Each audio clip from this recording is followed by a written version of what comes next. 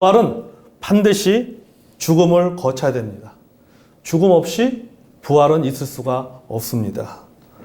No cross, no crown 이라는 말이 있죠. 고난 없이 영광은 없다라고 하는 것입니다. 고난 없이 영광은 없습니다. 반드시 부활도 마찬가지고 부활의 영광을 누리기 위해서는 죽음의 고난을 통과해야 됩니다. 성경의 많은 부분이 고난에 대해서 말하고 있습니다. 예수님도 사역하시면서 많은 고난을 당했습니다. 예수님이 당한 고난을 우리가 성경을 통해 살펴보면 주로 제사장이라든지 또는 서기관, 또 바리새인들 이런 종교 지도자들에게 고난을 당하셨을 뿐만 아니라 또 많은 예수님을 주변에서 보았던 많은 그런 군중들로부터도 예수님은 고난을 당하셨습니다. 예수님이 당한 고난은 여러 가지가 있지만 가장 대표적인 것이 바로 뭐냐면 비난당하였는 것이었습니다. 사람들로부터 비난당했습니다. 사람들로부터 반대를 당했습니다. 그럼에도 불구하고 예수님은 하나님의 나라를 전파하는 일을 멈추지 않았습니다. 아멘. 예수님께서 제자들을 부르실 때 하신 말씀이 무엇입니까? 아무든지 나를 따라오려거든 날마다 자기를 부인하고 제 십자가를 지고 나를 따라야 된다라고 누가복음 9장 23절에 말씀하셨습니다. 여러분, 날마다 십자가를 지라는 말은 무슨 말이에요? 죽었다고 생각하고 나를 따르는 거예요. 그러니까 예수님의 부르심은 영광의 부르시지만은 그 영광의 부르심이 되기 위해서는 그 앞에 어떤 부르심이 따라와야 되느냐 하면은 바로 죽음의 부르심이 따라오는 거예요. 죽으라고 부르신 겁니다. 그래서 그 죽음은 곧 고난입니다. 그래서 우리가 예수님을 따르려고 하면은 우리는 고난을 각오해야 되는 거죠. 그래서 여러분 어떤 보면은 신앙생활은요, 고난을 각오해야지만이 신앙생활을 할 수 있습니다. 사람부터 비난과 반대를 들어도 굴하지 않고 믿음의 길을 걸어갈 수 있는 사람만이 제대로 신앙생활을 할 수가 있는 것입니다. 여러분, 우리의 신앙은 고난의 신앙입니다. 예수님을 따르는 그 자체가 바로 고난입니다. 베드로는 고난에 대해서 이렇게 말했습니다. 베드로전서 3장 17절 말씀입니다. 우리 같이 읽어볼까요? 시작. 선을 행함으로 고난을 받는 것이 하나님의 뜻일진데 악을 행함으로 고난을 받는 것보다 나으니라. 아멘. 2장 20절에서도 이렇게 말했습니다. 같이 읽어보겠습니다. 죄가 있어 매를 맞고 참으면 무슨 칭찬이 있으리요. 그러나 선을 행함으로 고난을 받고 참으면 이는 하나님 앞에서 아름다우니라. 아멘. 자, 이게 본문에 보면은 두 종류의 고난을 말하고 있습니다. 선을 행함으로 받는 고난과 악을 행함으로 받는 고난입니다. 한국 교회와 성도들이 악을 행함으로 받는 고난과 비난이 있습니다. 윤리적인 문제, 상식적으로 이해가 되지 않는 그런 문제들, 때로는 지나친 정치적인 행동으로 세상으로부터 비난받거나 법정에 서는 일들이 있습니다. 여러분, 이런 일들은 변명의 여지가 없습니다. 믿는 사람들이 더하다고 말해도, 그렇게 비난해도 그것을 기꺼이 받아들이고 수용을 해야 됩니다. 왜냐하면 우리가 잘못해서 받는 고난이기 때문이죠. 우리가 잘못해서 받는 비난이기 때문입니다. 그래서 어떠한 욕설을 한다 할지라도 그걸 받아들여야 되는 거예요. 그건. 왜? 우리가 잘못했기 때문에. 때로는 그것이 내가 잘못한 것이 아니라 할지라도 누군가 예수를 믿는 어떤 누군가가 잘못한 것이라 할지라도 우리는 신앙의 연대성이라고 하는 그러한 연대성을 갖고 있기 때문에 우리는 그 비난을 들 수밖에 없는 것입니다. 그걸 달게 받아들일 수밖에 없는 것입니다. 지난 2월 7일 기독교 윤리실천운동본부에서 성인 남녀 1000명을 대상으로 한국 기독교 신뢰도 조사를 했습니다. 그걸 발표를 했는데 신뢰가 31.8%입니다. 도표 보여주세요. 신뢰가 81.8%입니다. 신뢰하지 않는다가 63.9%입니다. 그러니까 신뢰하지 않는다는 응답자가 가장 많은 연령대가 어디냐면 30대, 40대예요. 30대, 40대가 기독교에 대해서 가장 신뢰하지 않는다라고 답을 했습니다. 손봉호 교수는요, 이런 한국 교회의 이런 모습을 보면서 이렇게 표현했습니다. 주변으로 밀려난 기독교다, 이렇게 표현했어요. 이제는 한국 사회에서 기독교는 주변으로 밀려났다. 중심이 아니라 주변으로 밀려난 기독교가 되었다라고 그렇게 표현했습니다.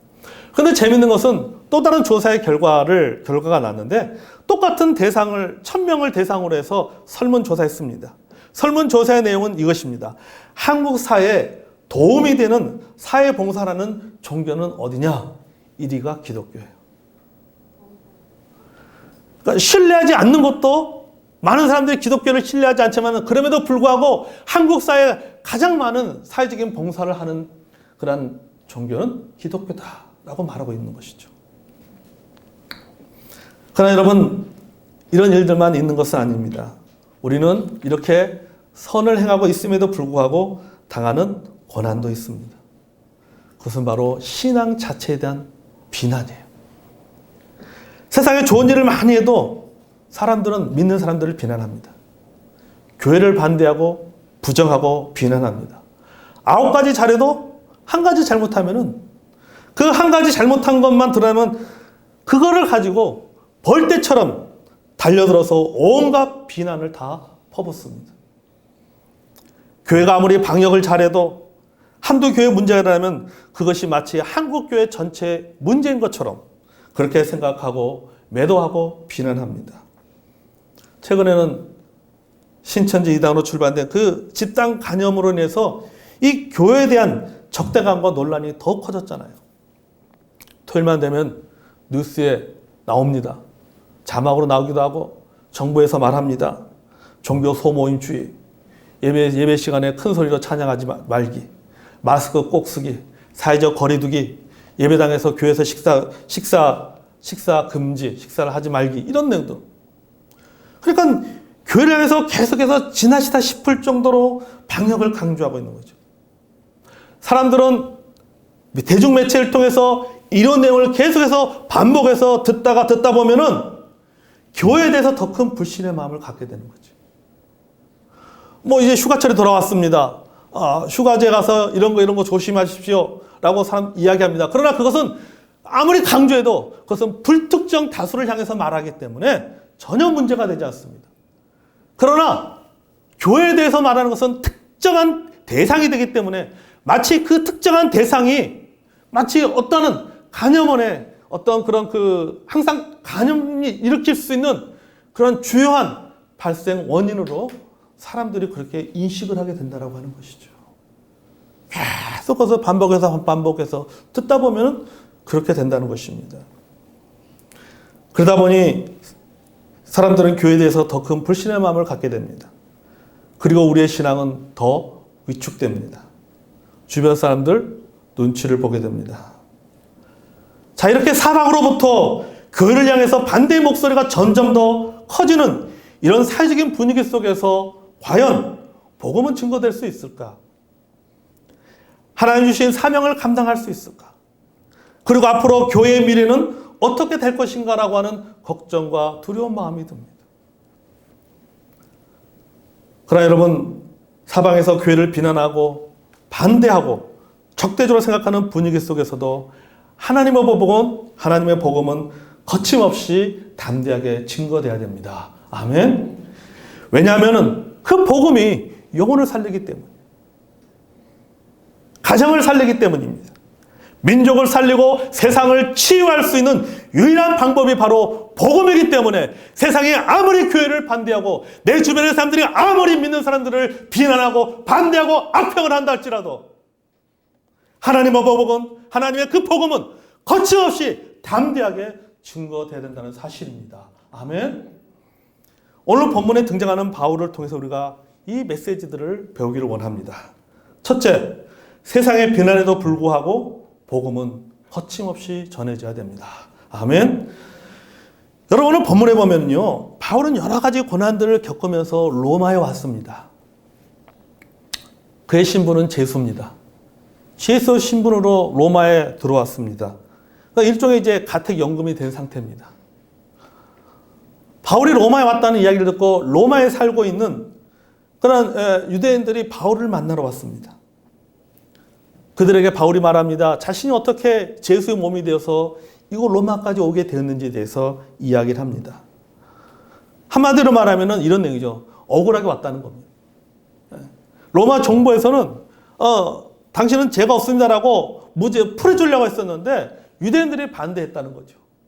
반대해가지고 어쩔 수 없이 내가 황제에게 상소를 하게 됐고, 자기는 로마 시민권이 있기 때문에 법정에서 상소할 수 있는 그런 권한을 갖고 있기, 권리를 갖고 있기 때문에 어쩔 수 없이 자기가 이제 로마에까지 오게 되었다라고 그렇게 자신의 상황을 이야기했습니다. 억울하게 왔다는 것이죠. 뿐만 아니라 자신의 무지와 더불어서 자신이 이스라엘 민족을 얼마나 사랑하는지에 대해서도 말했습니다. 그러니까 여러분 이게 보십시오. 바울이 죄수가 된 것은 악을 행했기 때문이 아닙니다. 그가 범죄를 했기 때문에 죄수가 되어서 로마에 온 것이 아닙니다. 무엇 때문에 로마에 오게 됐어요? 바로 복음을 전한다는 신앙적인 이유 때문에 죄수가 된 거예요. 하나님이 부르신 그 사명을 감당한다라고 하는 그 하나님이 주신 그 사명 때문에 그가 억울하지만 죄수의 몸이 되어서 로마에 오게 된 거예요. 바울의 이야기를 들은 유대인들이 이렇게 말합니다. 21절을 보겠을까요? 21절 한번 읽어보겠습니다. 시작. 그들이 이르되 우리가 유대에서 내게 대한 편지도 받은 일이 없고 또 형제 중 누가 와서 내게 대하여 좋지 못한 것을 전하든지 이야기한 일도 없느니라. 아멘.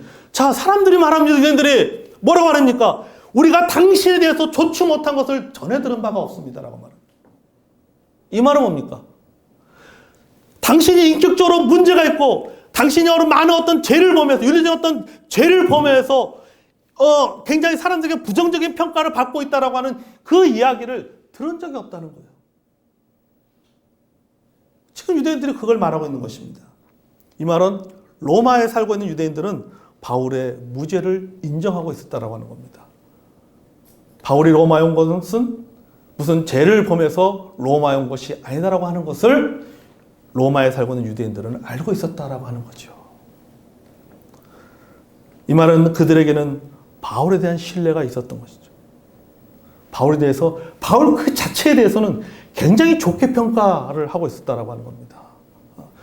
그러니까 바울은 굉장히 긍정적이고, 바울이 이 사람 참 똑똑하고, 이 사람은 굉장히 신실하고, 또 이 사람은 뭔가 어떤 그런 일들을 잘하고, 또 이스라엘 민족을 사랑하고 도덕적으로도 참 어떤 깨끗한 삶을 살았던 사람이다라고 하는 것을 로마 유대인들은 인정을 하고 있었다는 거죠. 그러니까 바울 자체에 대해서는 인정을 한 거예요. 그런데 22절 볼까요? 같이 하겠습니다. 시작.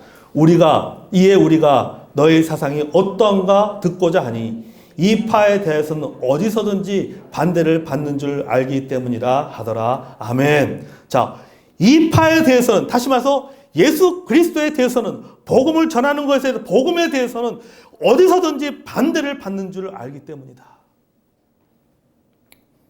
바울에 대해서는 신뢰했지만 바울이 전하는 복음에 대해서는 의문을 품고 있었다.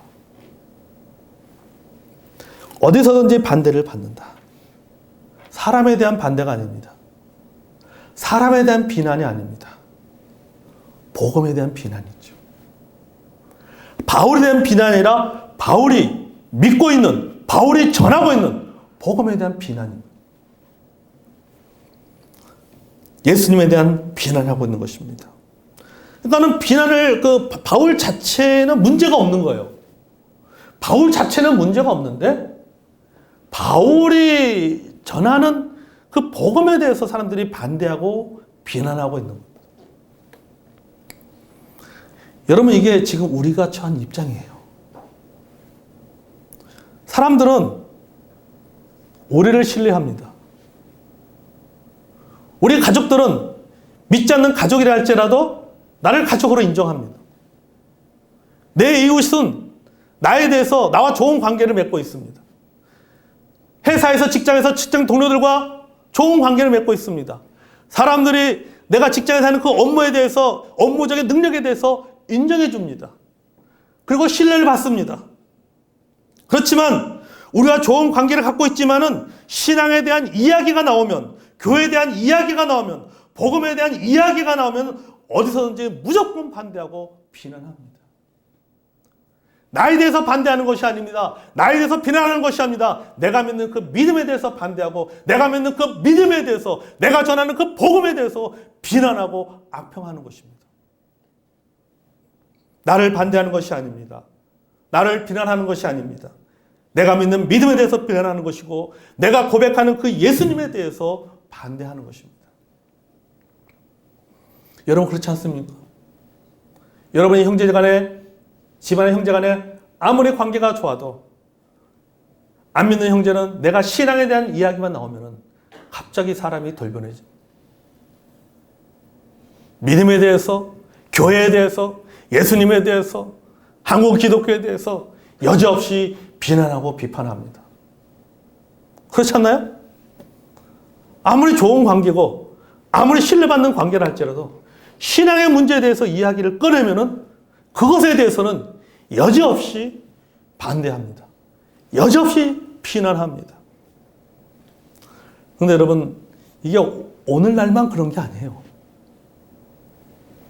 예수님 때도 그랬습니다. 초대교회 때도 그랬습니다. 그들도 늘 비난에 시달렸습니다. 늘 반대에 부딪히고 불신자들로부터, 이단들로부터 끊임없이 공격을 당했습니다. 비방당하고 오해받고 고소당하고 박해를 견뎌내야만 했습니다. 그게 초대교회 성도들의 신앙생활이었어요.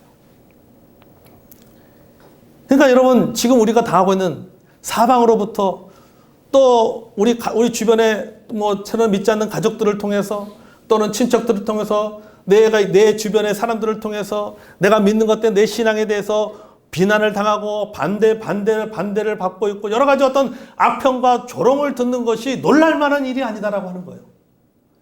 이미 예수님도 그랬고 초대교회 성들도 그랬고, 이미 오랜 기독교 역사 속에서 늘 항상 그런 일들은 있었다라고 하는 겁니다. 지금만 있었던 것이 아니에요. 예수님이 이미 말씀하셨어요. 마태복음 24장 9절 말씀입니다. 우리 같이 한번 읽어볼까요? 마태복음 24장 9절. 시작. 그때 사람들이 너를 환난에 넘겨주겠으며 너를 죽이리니 너희가 내 이름 때문에 모든 민족에게 미움을 받으리라. 아멘. 여기 보십시오. 너희가 내 이름 때문에 모든 민족에게 미움을 받게 된다. 누구 때문에? 내 이름 때문에. 내 이름이 누굽니까? 예수님의 이름 때문에, 신앙 때문에 사람들에게 미움을 받게 된다, 비난받게 된다라고 예수님께서 이미 말씀하고 계시는 겁니다. 그러나 여러분, 이렇게 예수님의 이름 때문에 미움을 받고 고난을 받고 핍박받는 그런 상황 가운데서도 교회는 성장을 했습니다. 복음은 증거되었습니다. 많은 믿음의 사람들은 당당하게 자신들의 믿음을 드러내면서 살았습니다. 우리도 그렇게 살아야 됩니다. 아멘. 아무리 세상에 우리의 믿음을 비난하고 교회를 반대하고 부정하고 악평해도 우리는 우리의 믿음을 당당하게 드러내고 말해야 될 줄로 믿습니다. 기죽어서는 안 됩니다. 위축되어서도 안 됩니다. 당당하게 우리의 믿는 바를 알려야 됩니다. 우리의 신앙을 우리가 고백하면서 살아가야 될 줄로 믿습니다. 아멘. 23절을 보십시오. 자, 계속해서 23절 보겠습니다. 시작. 그들이 날짜를 정하고 그가 유숙한 집에 많이 오니 바울이 아침부터 저녁까지 강론하여 하나님의 나라를 증언하고 모세 율법과 선자의 말을 가지고 예수님에 대하여 권하더라. 아멘. 자, 바울은 자신이 처한 상황에 상관없이 로마 유대인들에게 복음을 전했습니다. 이스라엘의 소망이신 예수 그리스도를 전했습니다. 디모데후서 2장 2절에 이렇게 말합니다.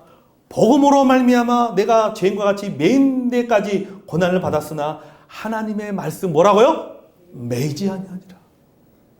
바울은 가택연금을 당한 상태입니다. 자신의 몸은 매였습니다. 그러나 자신의 입은 매이지 않았습니다.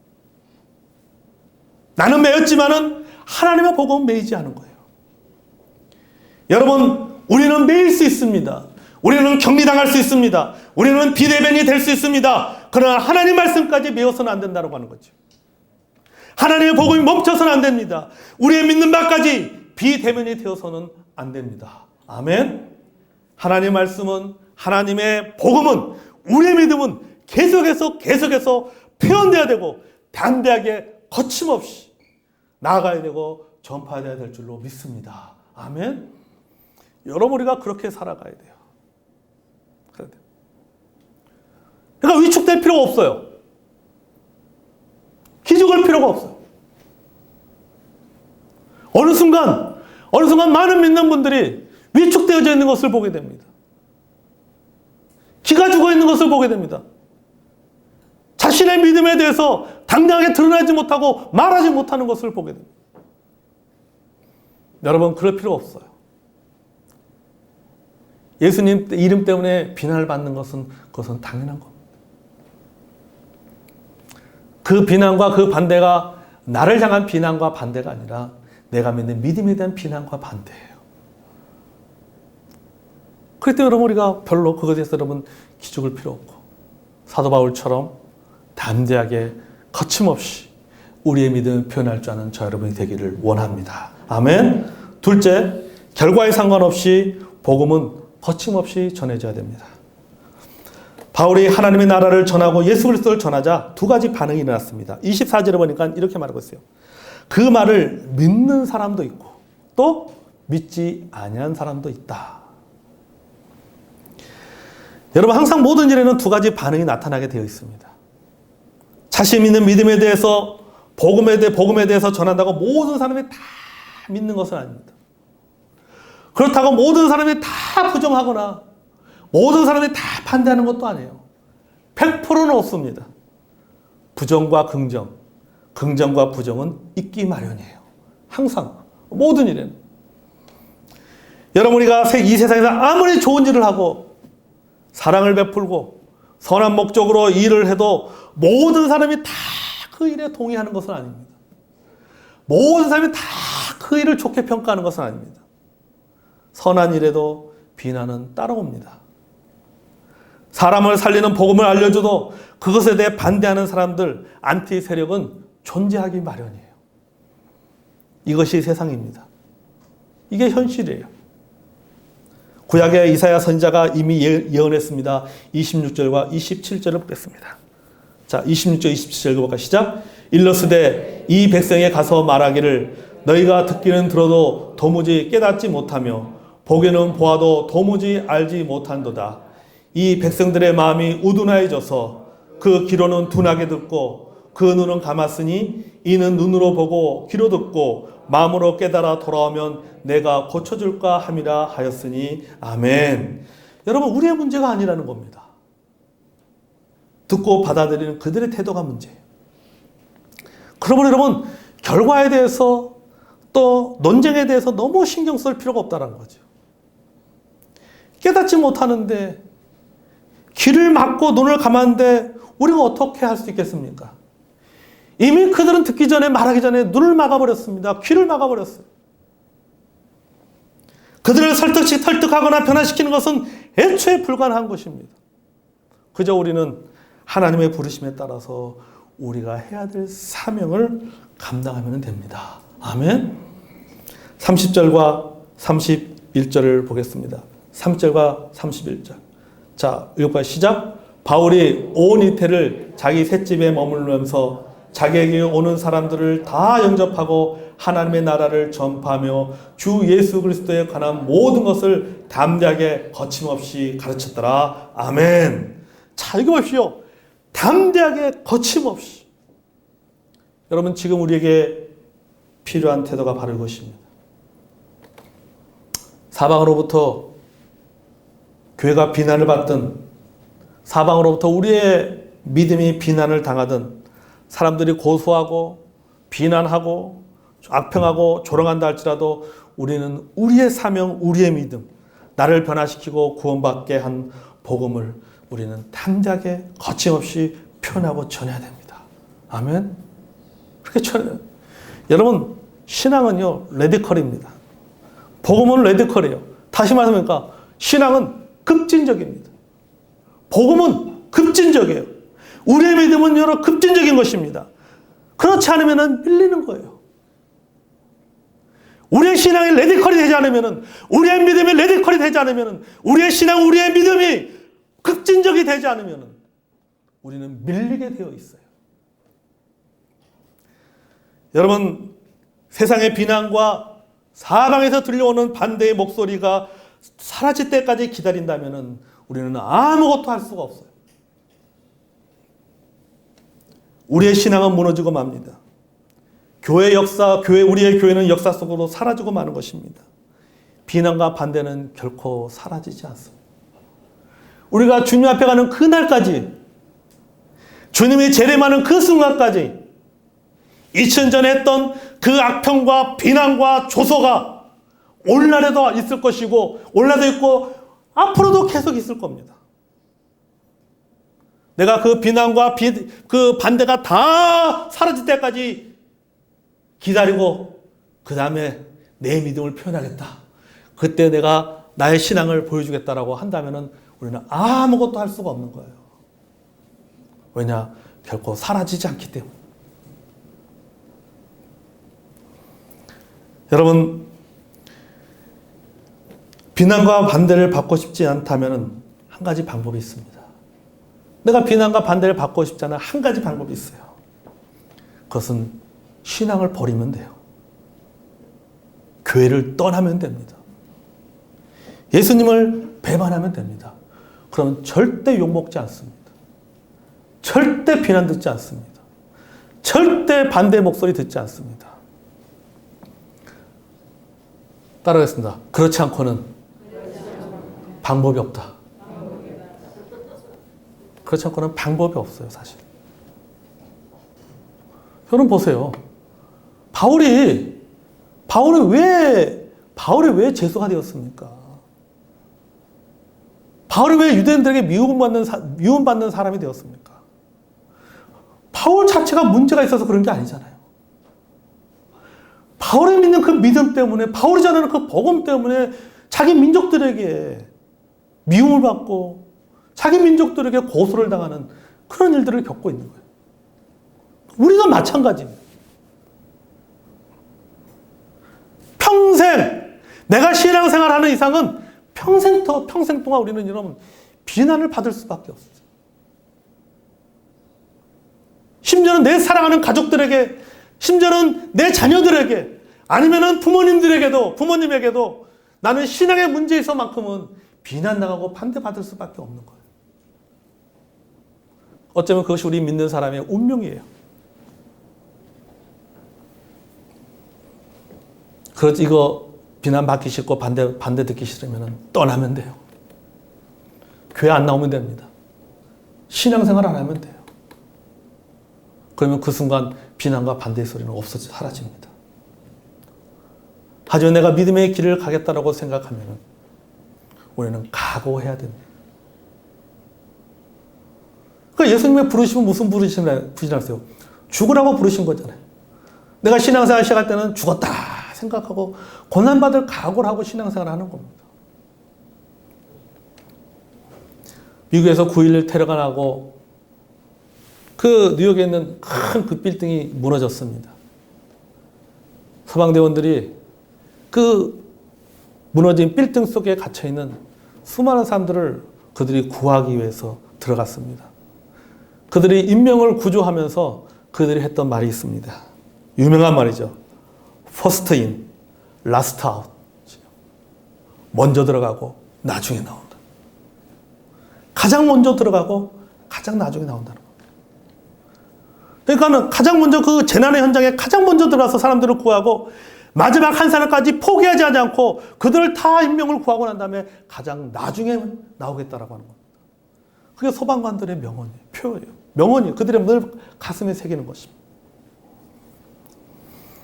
여러분, 우리에게도 first in, last out 이런 담대함과 사명감이 필요합니다.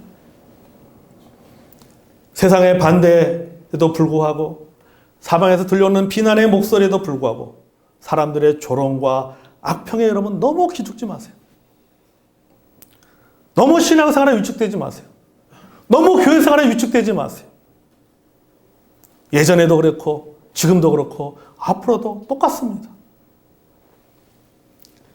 우리가 지금까지 믿음의 길을 걸어왔듯이 앞으로도 걸어가는 저 여러분이 되기를 원합니다. 비난에도 불구하고 반대도 불구하고 사도 바울처럼 담대하게 거침없이 여러분 우리의 믿음을 고백하고 주님 우리에게 주신 이 복음의 사명을 전하고 드러내는 저와 여러분이 되기를 원합니다. 아멘. 따랐습니다. 세상의 반대와 비난이 있어도 우리의 믿음을 고백하고 표현하고 전합시다. 아멘. 이 한 주간에도 여러분 기죽지 마십시오. 위축되지 마십시오. 내가 내 믿음을 담대하게 드러내는 저와 여러분이 되기를 원합니다. 나에 대한 비난과 비판이 아니라 내가 믿는 믿음에 대한 비난과 비판인 것입니다. 기도하겠습니다.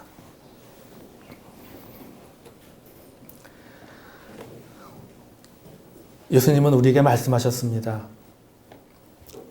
세상 사람들이 너희를 미워할 것이다.